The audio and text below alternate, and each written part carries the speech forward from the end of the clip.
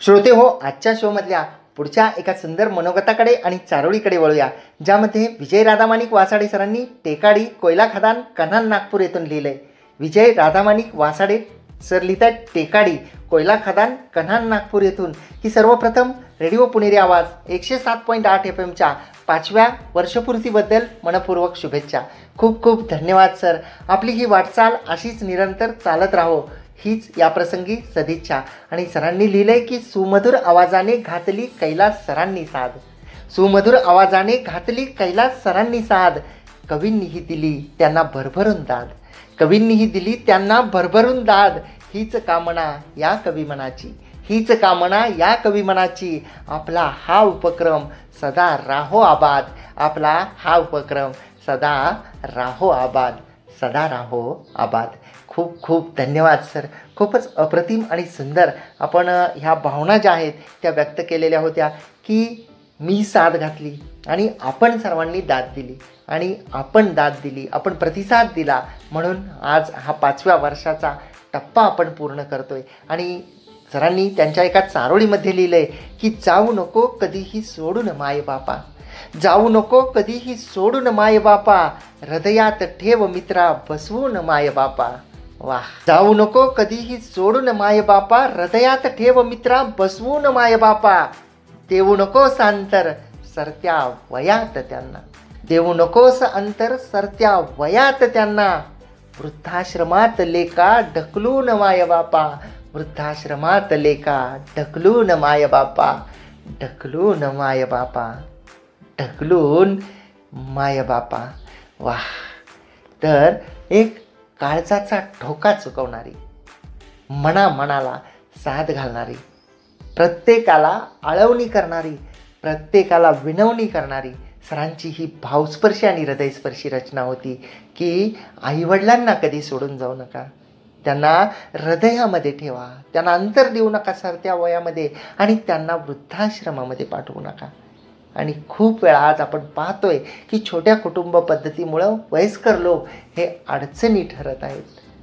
ज्यांनी आपली गहाण काढली लहानपणी, ज्यांनी स्वतः उपाशी राहून आपल्याला मोठं केलं, शिक्षण दिलं, स्वतःच्या इच्छा मन मारून त्यांनी जेव्हा आपल्याला एवढं मोठं केलं, आपल्याला कुठंतरी एक काबिल व्यक्ती बनवलं आणि त्यांची जेव्हा घेण्याची पाळी येते तेव्हा आपण अशा प्रकारच्या गोष्टी करतो ज्या अगदी मानवता जातीला काळीमा फासणार आहेत. खूप लोक असे निर्दयी आहेत की ज्यांना काही वाटत नाही. ही खूप वेदनादायी गोष्ट आहे. ही खूप दुःखद गोष्ट आहे. आणि आपल्या आईवडिलांना जर आपण सांभाळू शकत नसू तर वृद्धाश्रमामध्ये पाठवतात. आणि आपण सांभाळू शकत नसू तर परके लोक काय सांभाळणार आहेत? ज्यांनी तुम्हाला लहानाचं मोठं केलं त्यांच्यापेक्षा दुसरे त्यांची कोण चांगली काळजी घेऊ शकतील? मान्य आहे की कामाचा व्याप आहे, मान्य आहे की कुटुंबामध्ये मतभेद होतात, परंतु आपण त्यांची आपल्याजवळच, आपल्या घरामध्येच किंवा आपल्या शेजारीच अशी व्यवस्था करू शकता की ज्यामुळे त्यांचं वृद्धकाळ जो आहे तो सुखद सुखकारक होऊ शकतो. नक्की विचार करा. आणि श्रोते हो, या भावस्पर्शी रचनेनंतर आपण आपल्या आजच्या शोमधल्या पुढच्या एका सुंदर मनोगताकडे आणि चारोळीकडे वळूयात, जे आपल्याला पाठवलेले आहे सोनाली जगताप मॅडम यांनी मुंबई वांद्रे येथून. सोनाली जगताप मॅडम लिहित आहेत मुंबई वांद्रे येथून की आदरणीय आर.जे. कैलासजी, आपण जो गेल्या 5 वर्षापासून पुणेरी आवाज रेडिओवर शो सुरू केलेला आहे त्या दिवसापासून मी आपल्याशी निगडीत आहे. निस्वार्थी भावनेतून साहित्यिकांना एक उत्तम व्यासपीठ आपण उपलब्ध करून दिलेले आहे. खूप खूप धन्यवाद मॅडम. आणि सुंदर सुंदर चारोळ्या, अर्थपूर्ण चारोळ्या जगासमोर याव्यात या उद्देशाने सर्व सारस्वतांना आनंद देणारे आपले व्यासपीठ आहे. आपल्या 5व्या वर्धापन दिनानिमित्त आपणास हार्दिक शुभेच्छा देते आणि हे कार्य, हा संकल्प अविरत राहो हीच ईश्वरचरणी प्रार्थना करते. खूप खूप धन्यवाद मॅडम. आणि जसं की आपण म्हणालात की एक साहित्यिकांना उत्तम व्यासपीठ उपलब्ध करून दिलेला आहे आपल्या FM-ने, तर हाच प्रमुख उद्देश जो मी शोच्या सुरुवातीला सुद्धा सांगितला की खूप वेळा जे असे साहित्यिक आहेत की ते लिहितात पण ते प्रसिद्ध करायला घाबरतात. ते लिहितात, परंतु पोस्ट करताना त्यांच्या मनामध्ये अनेक विचार असतात की मी लिहिलेलं बरोबर आहे का, यातले शब्द तर चुकले नाहीत का, यातले यमक तर बरोबर आहेत का. आणि जे नवोदित आहेत त्यांना हा खूप मोठा प्रश्न असतो की मी जी रचना पोस्ट करणार आहे ती रचना वाचून लोक हसणार तर नाहीत ना. आयुष्यामध्ये एक गोष्ट लक्षात ठेवा, कोणतीही व्यक्ती ही जन्मतः परफेक्ट नसते. कोणतीही व्यक्ती ही जन्मल्या अगदी परिपूर्ण होऊन जन्मत नाही. जेव्हा आपण आपल्या प्रतिभेला डेव्हलप करतो, जेव्हा आपण हळूहळू शिकत जातो, जेव्हा आपण चुकत शिकत जातो, जेव्हा आपण चुका स्वीकारत शिकत जातो, तेव्हा आपली लेखणी फुलते. मग ते साहित्य क्षेत्र असो की कोणतंही क्षेत्र असो, त्या ठिकाणी आपण मेहनत केली पाहिजे. आपण आपल्यातले जे कच्चे दुवे आहेत ते शोधले पाहिजेत, त्यावर काम केलं पाहिजे आणि आपल्यातले जे बलशाली स्थानं आहेत त्या बलशाली स्थानांना पुढं केलं पाहिजे. कुणाला सुंदर लिहिता येतं, कुणाला सुंदर सादर करता येतं, कुणी एक वक्ता असतो, कुणी श्रोता असतो. श्रोता असणं ही सुद्धा खूप मोठी गोष्ट असते, कारण ऐकायला खूप सारे पेशन्स लागतात, ऐकायला खूप मोठा संयम लागतो. कारण बोलणारे खूप आहेत, ऐकणारे खूप कमी आहेत. उत्तम वक्ता हा जितका महत्त्वाचा असतो तितकाच उत्तम श्रोतासुद्धा महत्त्वाचा असतो. श्रोत्याचंही त्यामध्ये तेवढंच योगदान असतं. आणि जसं की मॅडमनी म्हटलं आहे की हे आनंद देणारं व्यासपीठ आहे आणि आपल्या रेडिओ पुणेरी आवाज 107.8 FM टॅगलाईनच हे आहे की आनंदी राहा, आनंद लुटा. कारण आनंदी राहणं हे सध्याच्या काळामध्ये खूप गरजेचं झालेलं आहे की वाढत्या अपेक्षा, जे जीवन आहे ते धकाधकीचं झालेलं आहे. प्रत्येकाला असं वाटतं की माझ्याकडे चांगला मोबाईल असायला हवा, माझ्याकडे चांगलं घर असायला हवं, माझ्याकडे गाडी, बंगला, पैसा, सोने, चांदी, दागदागिने, इस्टेट, प्रॉपर्टी सगळं जगासारखं असलं पाहिजे. पण ज्याच्याकडं ते आहे त्यानं ते मिळवण्यासाठी त्याला किती खडतर परिश्रम करावे लागलेले आहेत, तो कोणकोणत्या परिस्थितीमधून ते सर्व कमवण्यासाठी गेलेला आहे याचा आपण कधी विचार करतो. जे जगासमोर दिसतं ते एक झगमगाटी रूप असतं, त्याच्या पाठीमागं त्याने जागवलेल्या, त्यानं मेहनत केलेल्या रात्रीच्या रात्री कोणाला दिसत नाही. कारण त्या रात्रीमध्ये तो आणि ती काळोखी रात्र आणि मिणमिणता एक दिवा असतो, तीच साक्ष असते. रात्र मेहनत करून जेव्हा एखादी व्यक्ती यशस्वी होते तेव्हा त्याचं यश हे जगाला दिसतं. म्हणून जे मुख्य कारण असतं ते म्हणजे मेहनत करणं, मुख्य कारण असतं ते म्हणजे आनंदी राहणं, आणि त्याहूनही सर्वात महत्त्वाची गोष्ट असते ती म्हणजे सकारात्मक राहणं. असं म्हटलं जातं की नाण्याच्या दोन बाजू असतात, एक जी आपल्याला दिसते आणि एक जी आपल्याला माहीत नसते किंवा दिसत नसते. आपल्या डोळ्याला समोर जे दिसतं तेच सत्य आहे असं समजून आपण पुढं बोलतो, पुढं वाटचाल करत राहतो. आयुष्यामध्ये जेव्हा कोणताही निर्णय घ्यायचा असेल, मग तो आर्थिक उलाढालीच्या बाबतीतला असो, नात्यांच्या बाबतीतला असो किंवा अन्य कोणताही असो, त्यावेळी नेहमी एक गोष्ट केली पाहिजे. ती गोष्ट म्हणजे आपण त्याच्या दोन्ही बाजूंचा विचार केला पाहिजे. आपण आपल्याकडे असलेला पैसा कुठंतरी लावत आहोत. आपल्याला असं वाटतं की अमुक व्यक्तीनं अमुक गोष्ट केल्यानंतर एवढे त्याला पैसे मिळाले, म्हणून मीही ती गोष्ट केली तर मलाही तेवढे मिळतील, आणि या मोहापायी आपण आपली पुंजी लावून टाकतो आणि तिथं लॉस होतो. कारण त्याचं ज्ञान आपल्याला नसतं, त्याची दुसरी बाजू आपल्याला माहीत नसते. त्यामुळं प्रत्येक गोष्ट जी आहे त्या प्रत्येक गोष्टीच्या दुसऱ्या बाजूचा विचार करायला शिका. मी ही गोष्ट केल्यानंतर दुसऱ्या बाजूनं काय होऊ शकतं याचा विचार करा आणि त्यानंतर पुढं वाटचाल करा. जी शब्द असतात आपल्या साहित्यिक मान्यवरांचे, त्याचं विश्लेषण करत असताना मी आपल्याशी अशा प्रकारचा संवाद साधत असतो, अशा प्रकारच्या गप्पा मारत असतो. आणि या गप्पा मारण्याचं, हा आपल्याशी संवाद करण्याचं हे जे श्रेय आहे हे सुद्धा आपल्या सर्वांच्या शब्दालाच आहे. कारण आपल्या शब्दांमधली जादू, आपल्या शब्दांमधली ताकद आणि आपल्या शब्दांमधला जो प्रभाव आहे तो प्रभाव हे माझ्या तोंडून सर्व काही गोष्टी बोलवून घेतं, नाही का. तर खूप मॅडमनी अप्रतिम आणि सुंदर अशी हे जे मनोगत आहे हे पाठवलेलं होतं. आणि मॅडमनी सौ सोनाली जगताप मॅडम यांनी वांद्रे मुंबई येथून एक चारोळीसुद्धा सुंदर अशी पाठवलेली आहे. त्या चारोळीमध्ये मॅडम लिहित आहेत की आर.जे. कैलास यांनी केला संकल्प, सर्वांसाठी खुले असावे रेडिओचे प्रांगण.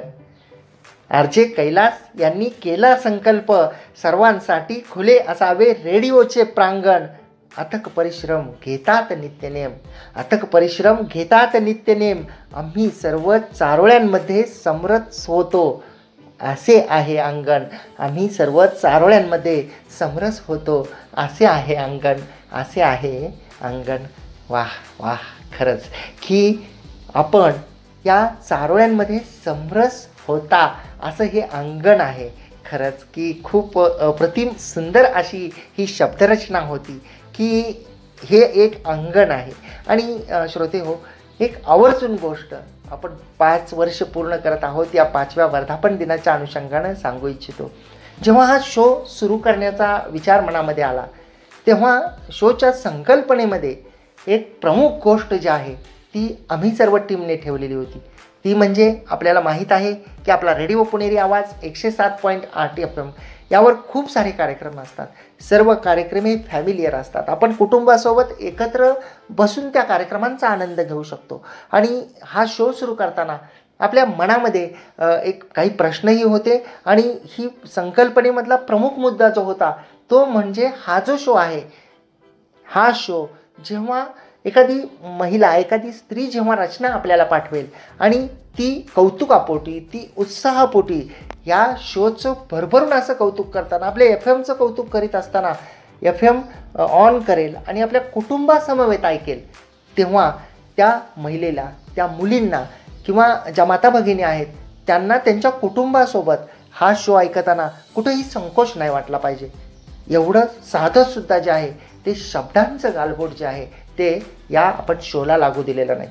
कारण खूप सारे मान्यवर असतात, अनेक वेळा द्विअर्थी शब्दसुद्धा असतात रचनांमध्ये. आपण ते टाळतो, त्याला बाजूला करतो.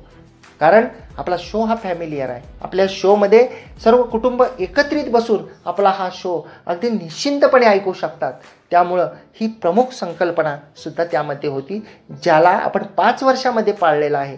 म्हणून जसं की मॅडमनी म्हटलेलं आहे की चारोळ्यांमध्ये समरस व्हावं, असं हा शो म्हणजे एक अंगण आहे. आणि खरंच की हा जो संकल्प करता आला, हा शो हा बहरवता आला, या शोला या 5व्या वर्षाच्या पूर्णत्वापर्यंत नेता आलं, त्याचं सर्व श्रेय जे आहे ते आपल्यासारख्या सर्व साहित्यिकांना आहे. आणि आपण ही सुंदर अशी प्रतिक्रिया पाठवली, सुंदर अशी चारोळी पाठवली, त्याबद्दल आपला खूप खूप मनःपूर्वक आभारी आहे. आणि याबरोबरच पुढच्या एका आपण सुंदर प्रतिक्रियेकडे आणि चारोळीकडे वळूयात, ज्यामध्ये सौ अनुपमा नरेश पाटील मॅडम यांनी ठाणे येथून लिहिले. सौ अनुपमा नरेश पाटील मॅडम लिहित आहेत ठाणे येथून. मॅडमनी लिहिले की रेडिओ पुणेरी आवाज 107.8 FM वरील आर.जे. कैलास यांचा चारोळीवरील कार्यक्रम अप्रतिम असतो. धन्यवाद मॅडम. प्रत्येक वेळी वेगवेगळे विषय असतात. 4च ओळींची अर्थपूर्ण कविता लिहायची असल्यामुळे इथे लिहिणारे कवीही पुष्कळ आहेत. यातूनच आम्ही मोठ्या कविता लिहायला शिकलो. खरंच खूप खूप धन्यवाद. कारण जेव्हा आपण लिहितो होतो, जेव्हा आपल्यामध्ये आत्मविश्वास वाढतो, तेव्हा ओळीसुद्धा वाढत जातात. मनामधला संकोच निघून जातो. आणि खरंच की प्रतिभा ही प्रत्येकाकडे असते, त्याला व्यासपीठ मिळण्याचं गरज असते. आणि हे व्यासपीठ आपल्या FMने, रेडिओ पुणेरी आवाज 107.8 FMने आपल्याला उपलब्ध करून दिलेला आहे.